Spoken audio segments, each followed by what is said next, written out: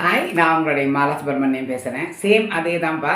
ஒருத்தர் சொன்னார் நேத்திக்கு, மாமி எனக்கு ரொம்ப சந்தோஷமாக இருக்குது, 6 நாள் தான் விளக்கேற்றினேன் நான். 7வது நாளைக்கு அவருக்கு ஏதோ நல்ல மெசேஜ் ஒன்று வந்தது.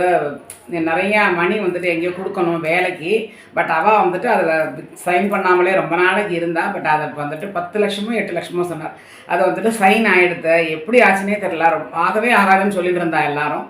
சைன் ஆகிடுது. அவருக்காக நான் 6 நாளோ 7 நாளோ தான் பண்ணினேன். அதுக்குள்ளேயுமே 10 நாள் 15 நாளைக்குள்ளே எனக்கு நடக்கணும்னு வேண்டிட்டு இருந்தாராம். 7 to 8 டேஸ்லேயே அது முடிஞ்சு போயிடுதுன்னு நினைக்கிறேன் அப்படின்னு சொல்லி ரொம்ப சந்தோஷமாக சொன்னார் அவர்.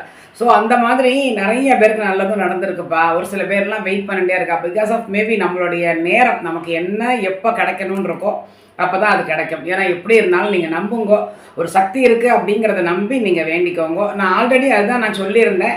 48 நாளைக்கு நான் பண்ணுறேன், தயவு பண்ணி நீங்கள் கமிட்மெண்ட் வச்சுக்காதீங்கோ. அப்படி வச்சுருந்தேன்னா 48 நாளைக்கு தொடர்ந்து பண்ணணும். அப்படி ஏதாவது தொடங்கல் வந்துடுதுன்னா திருப்பி 1வது நாள்லேருந்து ஆரம்பிக்கணும். அப்போ என்ன தோணும் உங்களுக்கு? ஐயோ என்னை பண்ணவே விட மாட்டேங்கிறதேன்னு தோணும் இல்லையா? ஸோ அதனால் நீங்கள் நான் உனக்கு பண்ணுறேன், எனக்கு இந்த காரியத்தை நடத்தி கொடு, ஒரு கோரிக்கையை வச்சுட்டு வேண்டிக்கோங்க. கண்டிப்பாக எல்லாருக்குமே நல்லது நடக்கும். அந்த மாதிரி என்னோடய அம்மன், நான் இன்னும் ஒரு இது கூட சொல்லிடுறேன். இந்த மாதிரி நிறையா நடந்திருக்கு.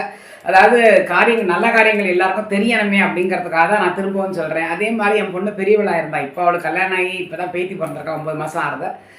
அவளுக்கு பெரியவளான புதுசில் அது கொஞ்சம் எங்கள் ஃப்ரெண்ட்ஸ் எல்லாம் சேர்ந்து எல்லாருக்கும் ஒரு ஃபங்க்ஷன் மாதிரி பண்ணணும் அப்படின்னு சொல்லி அப்போ நினச்சிட்டு இருந்தோம் நாங்கள். அப்போது இந்த அளவுக்கு கூட காசெல்லாம் கிடையாது, கொஞ்சம் கஷ்டமாக தான் இருந்தது.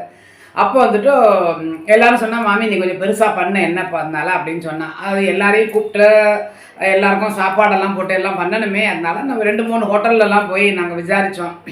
அது எல்லாமே ரொம்ப ஜாஸ்தியாக சொன்னான். என்ன பண்ணுறதுனே தெரில, ரொம்ப கஷ்டமாக இருக்கே அப்படின்னு சொல்லி மனசில் ஒரு ஃபீல் இருந்துக்கிட்டே இருந்தது எனக்கு. அப்போ வந்துட்டு நான் வேண்டின்னு இருந்தேன் இவள்கிட்ட. என்ன வேண்டின்றேனாக்கா, ஜென்ரல் எல்லாரும் காசு கொடுப்பார்ல, அதாவது ஃப்ரெண்ட் சர்க்கிளில் எல்லாரும் கிஃப்ட் கொடுப்போம் இல்லையா? ஸோ அந்த மாதிரி நான் என்ன வேண்டினேனாக்கா, இந்த வரப்பட்ட காசுலேயே எது கொஞ்சம் பெரிய அமௌண்ட்டாக இருக்கோ அந்த அமௌண்ட்டை நீ வந்துட்டு உன் பேத்திக்கு தர. நான் அப்படி தானே வேண்டின்னு இருக்கேன்னு சொல்லுவேன் இல்லையா? நான் உன் பொண்ணு, உன் மாப்பிள்ளை, உன் பேத்தி அப்படி தானே சொல்லுவேன். உன் பேத்தி பெரியவளானதுக்கு நீ கொடுக்குற இதில் வந்த காசுலேயே எது கொஞ்சம் பெரிய அமௌண்ட்டாக இருக்கோ அந்த காசை நீயா உன் பேத்தி கொடுக்குற மாதிரி நான் நினச்சிக்கிறேன் அப்படின்னு சொல்லி தான் ஆக்சுவலி அவர்கிட்ட வேண்டிட்டு இருந்தேன் நான். அப்போ வந்துட்டு 2-3 இடத்துலலாம் போய் கேட்டோம். யாருமே ரொம்ப கஷ்டமாக தான் இருந்தது, என்ன பண்ணுறதுன்னு தெரியலன்னு சொல்லி நான் ஒர்க் பண்ணுற இடத்துலையே போய் பேசினோம். அங்கேயே மெஸ்ஸில் எங்களுக்கு கொஞ்சம் அரேஞ்ச் பண்ணி கொடுங்க, கொஞ்சம் கன்ஸ்ட்ரக்ஷன் கொடுங்க, ஸோ இவ்வளோ அந்த மாதிரி என்னெல்லாம் வேணுங்கிறத லிஸ்ட் எடுத்துகிட்டு போய் அவள்கிட்ட கொடுத்தோம். 8500 ரூபா சொச்சம் வந்தது. இதில் ஏதாவது கொஞ்சம் நீங்கள் கன்ஸ்ட்ரக்ஷன் கொடுத்தேன்னா நாங்கள் இங்கேயே வாங்கிக்கிறோம் அப்படின்னு சொல்லி அவள்கிட்ட நாங்கள் கேட்டுட்டு இருந்தோம். அவள் உடனே இப்படி பார்த்தார். நீ எவ்வளோ ஒரு டெடிக்கேட்டட் ஸ்டாஃப், இங்கே எத்தனை வருஷமாக நீ வேலை பண்ணுற, நீ எதுக்கு எங்கிட்ட வந்து கெஞ்சற? சீல் குத்துட்டா, ஆல் ஃப்ரீ 8500 ரூபா. ஸோ சாப்பாட்டு செலவை அவள் ஏற்றுன்ட்டா. புரியுறதா அவங்களுக்கு? நம்ம வந்துட்டு ஒரு சின்னதாக அவள்கிட்ட எதிர்பார்த்தாலுமே அவள் அவ்வளோ பெருசாக பண்ணுவோம்.